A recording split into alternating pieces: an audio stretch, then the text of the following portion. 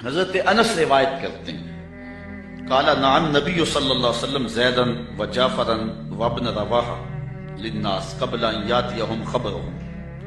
جنگ موتا پر حضرت نبی رحمت صلی اللہ علیہ وسلم نے صحابہ کو روانہ کیا۔ یہ 8 ہجری کو جنگ ہوئی ہے۔ مسلمانوں کی تعداد صرف 3000 اور ہرکل کے سپاہیوں کی تعداد 1 لاکھ۔ 3000 1 لاکھ کے مقابلے میں آئے۔ شام میں یہ جنگ گمسان کی لڑی جا رہی ہے۔ جنگ وہاں ہو رہی ہے اور حضور ہے مدینے میں، اور آقا کریم یہاں بیٹھ کے جنگ کے واقعات سنا رہے ہیں، جنگ کے واقعات سنا رہے ہیں۔ تو حضور نے ارشاد فرمایا کہ اخذ رایۃ زید فاصیب، فرمایا جھنڈا اب حضرت زید نے پکڑ لیا۔ جھنڈا لشکر اسلام کا حضرت زید نے پکڑا ہے۔ پھر فرمایا کہ وہ شہید کر دیے گئے۔ ثم اخذ ابن رواحہ فاصیب، پھر فرمایا عبداللہ ابن رواحہ نے پکڑا جھنڈا، پھر فرمایا وہ بھی شہید کر دیے گئے۔ وعیناہ تذرفان، حضور یہ بیان کرتے جا رہے تھے اور آنکھوں سے آنسو ٹپک رہے تھے۔ پھر اس کے بعد حضور نے فرمایا حتی اخذ رایۃ سیف من سیوف اللہ، یعنی خالد ابن الولید، فرمایا اب اللہ کی تلواروں میں سے ایک تلوار خالد بن ولید نے پکڑ لیا ہے۔ حتی فتح اللہ علیہم، یہاں تک کہ اللہ تعالیٰ نے ان کو فتح عطا فرمایا۔ بیٹھے مدینے میں ہیں، نظر کہاں ہے؟ جہاں موتا کی جنگ ہو رہی ہے، شام کے علاقے میں واقعہ ہے۔ حضرت خالد بن ولید کے ہاتھ پر اللہ تعالیٰ نے اسلام کو فتح دی، اور 3000 مجاہدوں نے 1 لاکھ کے دانت کٹے کر کے رکھ دیے۔ اور حضرت خالد بن ولید کو سیف اللہ اسی موقع پہ کہا گیا۔ آپ نے کافروں پر اس جنگ میں 8 تلواریں توڑی تھی۔ تلوار توڑنا عرب میں بہادری کی علامت تھی۔ جو تلوار توڑتا اتنے لوگوں کو مارتا کہ اس کی تلوار ٹوٹ جاتی۔ اس جنگ میں 8 تلواریں توڑی حضرت خالد بن ولید۔ ساری زندگی حضرت خالد بن ولید کی آرزو رہی کہ میں بھی شہید ہو جاؤں راہ خدا میں، لیکن یہ ان کی آرزو پوری نہ ہو سکی، اس لیے کہ وہ اللہ کی تلوار تھے، اور اللہ کی تلوار کو کون توڑتا؟ اس لیے حضرت خالد بن ولید رضی اللہ تعالیٰ عنہ ساری زندگی جو ہے وہ کسی جنگ کے اندر بھی نامراد نہیں ہوئے اور ناکام نہیں ہوئے۔ ایک موقع پر جبیلہ بن احم کے مقابلے میں حضرت خالد بن ولید تھے، اس معاملے میں مسلمانوں کی پسپائی ہوئی۔ حضرت خالد بن ولید کو حضرت رافع بن عمر تائی نے کہا کہ اب ہماری قضا آ گئی۔ ان کا ایک افسر انہوں نے مارا اور انہوں نے یک بارگی حملہ کر دیا۔ مسلمانوں کی تعداد تھوڑی تھی۔ حضرت رافع بن عمر تائی نے کہا کہ اب ہماری موت آ گئی، اب ہماری قضا آ گئی۔ حضرت خالد بن ولید نے کہا کہ واقعی مجھے بھی یوں ہی لگتا ہے، کیونکہ میں کسی جنگ میں ناکام نہیں ہوا اور پسپا نہیں ہوا، لیکن آج ہم پسپا ہو رہے ہیں، اس کی ایک وجہ ہے کہ حضور علیہ السلام کے مبارک بال میرے پاس تھے اور میں ٹوپی میں سیے ہوئے تھے، اور ہر جنگ میں میرے ساتھ ہوتے تھے۔ آج میں ٹوپی گھر بھول آیا، اور یہ مصیبت جو ہمارے اوپر پڑی ہے اس لیے کہ میرے پاس آج وہ حضور علیہ السلام کے معجز نما بال جو ہیں آج وہ موجود نہیں ہیں۔ لیکن بندہ مٹ نہ جائے آقا پہ تو وہ بندہ کیا ہے؟ بے خبر ہو جو غلاموں سے وہ آقا کیا ہے؟ دور طیبہ سے جب بھی میں تڑپا کبھی، ان کو حالات کی سب خبر ہو گئی۔ حضور حضرت ابو عبیدہ کو خواب میں ملے اور فرمایا خالد پہ مشکل بنی اور تم یہاں سو رہے ہو۔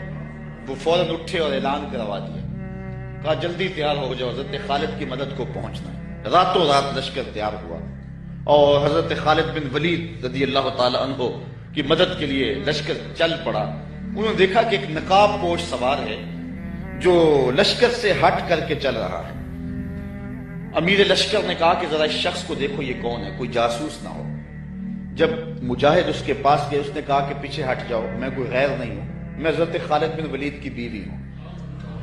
جب حضرت ابو عبیدہ نے اعلان کروایا نا کہ تیار ہو جاؤ کہ خالد پہ مشکل آ گئی ہے، تو میں نے سوچا کہ اللہ کے شیر پہ کبھی مشکل آئی تو تھی نہیں، یہ کیا ہو گیا؟ تو میں نے غور کیا تو ان کی ٹوپی گھر رہ گئی تھی، تو میں نے ٹوپی لی، میں ان کو ٹوپی دینے جا رہی تھی۔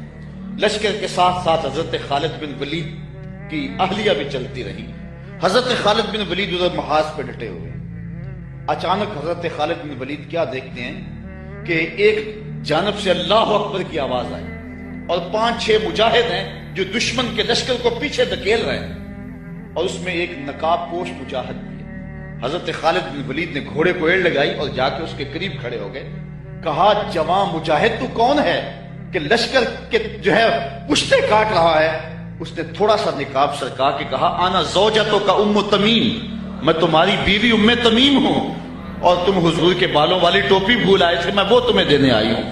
تو انہوں نے وہ ٹوپی ان کو پیش کی تو اللہ نے اسی دن حضرت خالد بن ولید کو فتح عطا فرمائی۔ یہ حضور علیہ الصلوۃ والسلام کے منہ مبارک کا مطلب۔ سجدہ اتنی بڑی قوت ہے، ہزاروں ایٹم بمبوں کے اندر وہ قوت نہیں ہے جو سجدے کے اندر طاقت رکھ رہی ہے۔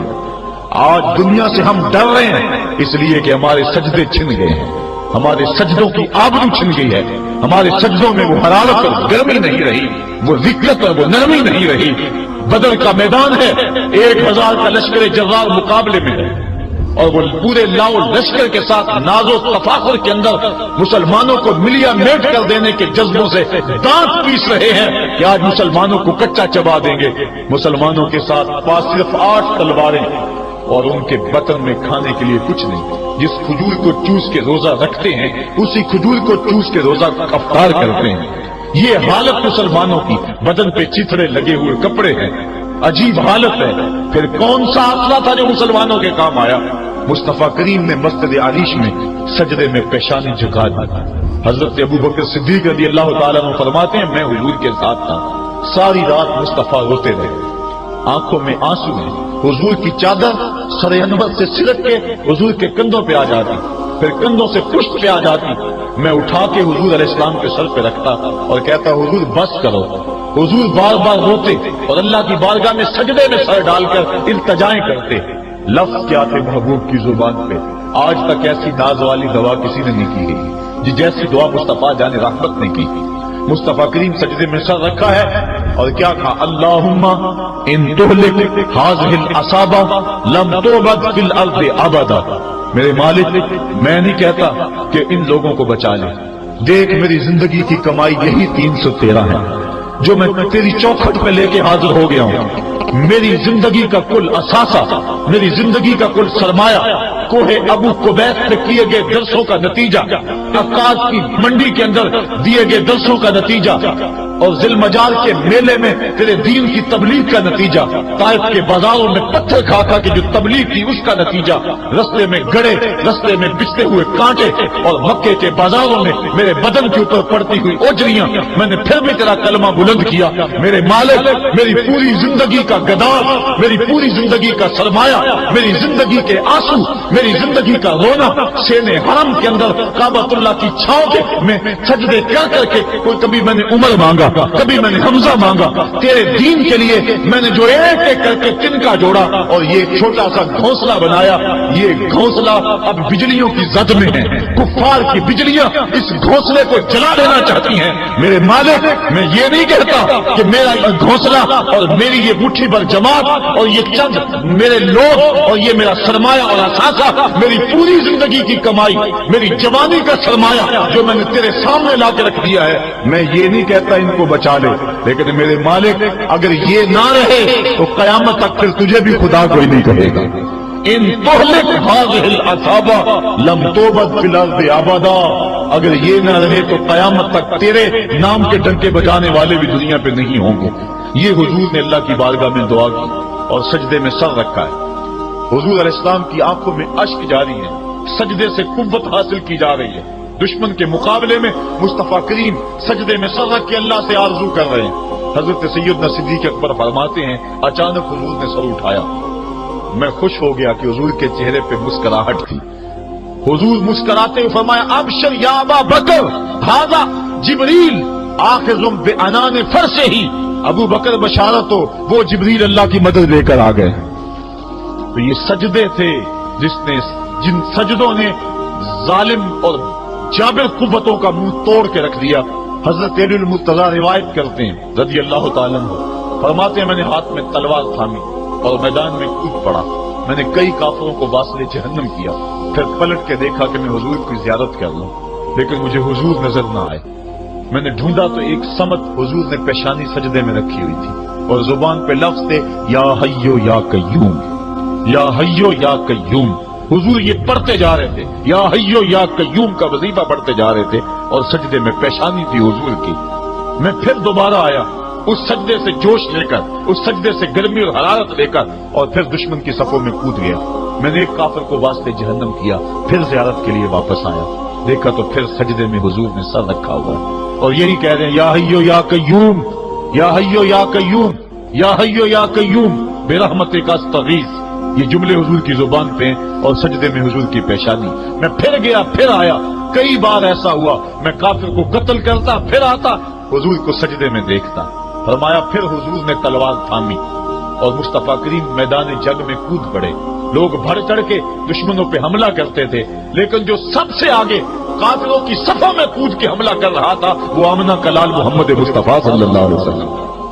تو سجدے سے وہ قوت ملتی ہے، سجدے سے وہ نور اور روشنی ملتی ہے کہ پورے زمانے میں اجالا کیا جا سکتا ہے۔ آج 56-57 اسلامی ملک دنیا کے سامنے رسوا ہو رہے ہیں اور دنیا کے سامنے سجدہ ریز ہیں، اس لیے کہ وہ ایک خدا کے سامنے سجدہ کرنا بھول گئے۔ ایک سجدہ جسے تو گراں سمجھتا ہے 1000 سجدے سے آدمی کو دیتا ہے نجات۔ آؤ اس کے حضور جھکو، اس کے حضور جھکنے والا کسی کے آگے نہیں جھکتا۔ سجدہ اس کو قوت دیتا ہے، تو راز کن فقاں ہے، اپنی آنکھوں پر عیاں ہو جا، خودی کا راز داں ہو جا، خدا کا ترجمہ ہو جا، خودی میں ڈوب جا غافل، یہ سر زندگانی ہے، نکل کر حلقہ شام و سحر سے جاویداں ہو جا، گزر جا بن کے سیل تندرو کوہ بیاباں سے، گلستان راہ میں آئے تو جوئے نغمہ کہاں ہو جا۔ مالک کے حضور جب بندہ عزت سے سر جھکا دیتا ہے، اللہ کی رحمتیں بندے پہ۔ یہاں 22 پارے کی ابتدا کے اندر اللہ تعالیٰ جل شانہ نے جو حکم دیا حضور کی ازواج مطہرات کو، ذرا اس پہ غور کیجئے۔ اللہ تعالیٰ کے ارشاد فرما یا نساء النبی لستن کاحد من النساء، اے نبی کی بیویوں تم عام عورتوں کی طرح نہیں کہ تو نے یوسف کو کنویں میں دیکھا تو کیا دیکھا، ارے نادان جو مطلق تھا مقید کر دیا تو ابھی تک کنویں میں دیکھ رہا ہے، وہ تو مصر کے تخت کا مالک بھی بنا ہوا ہے، تو اپنی نظر کو بدلنے کی ضرورت ہے۔ تو اللہ فرماتا ہے یا نساء النبی، اے نبی کی ازواج لستن کاحد من النساء، تم عام عورتوں کی طرح نہیں ہو۔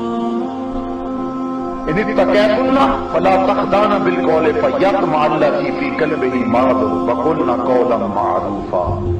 دیکھیے ایک ایسا سبق دیا جا رہا ہے کہ جب تمہیں بامر مجبوری کسی مرد سے بات کرنی پڑے، اور ازواج مطہرات سے لوگ مسائل پوچھنے آیا کرتے تھے، حضرت ام المومنین عائشہ صدیقہ رضی اللہ تعالی عنہا سے جو ہے حضور نے فرمایا اس حمیرہ سے دین لو، تو عورتوں کے جتنے بھی مسائل ہیں امت تک پہنچے ہیں وہ حضرت ام المومنین کے ذریعے پہنچے، تو ان کے پاس اب امر مجبوری آنا پڑتا تھا۔ صحابہ کو کوئی مسائل جو حل نہیں ہوتے تھے تو وہ ان کے پاس آتے تھے کہ تم نے حضور کا عمل کیا دیکھا، تو انہیں حکم ہوا کہ اے نبی کی ازواج تم عام عورتوں کی طرح نہیں ہو اور تم اللہ سے ڈرو، اور جب کسی مرد سے تمہیں بات کرنی پڑ جائے اللہ اکبر تو کیا ارشاد فرمایا کہ ایسی نرمی نہ کرو کہ دل کا روگی کچھ لالچ کر دے، یعنی اپنے لہجے کے اندر ایسی نرمی پیدا نہ کرنا کہ جس کے دل کے اندر کھوٹ ہے اور روگ ہے وہ تمہارے لہجے کا سر بات کر کے جو ہے وہ عورت مرد سے بات چھوڑ دے، تو لوگ کہتے ہیں کہ تیری بیوی جو ہے وہ اکھڑ ہے، اس کو بولنے کی تمیز نہیں ہے، یہ تانے سن لو کوئی بات نہیں ہے، لیکن یہ تانے دنیا پہ ہے، اصل ہماری زندگی آخرت کی زندگی ہے، ہم نے اس کا حسن اور اس کا نور اور اس کی روشنی دیکھنی ہے۔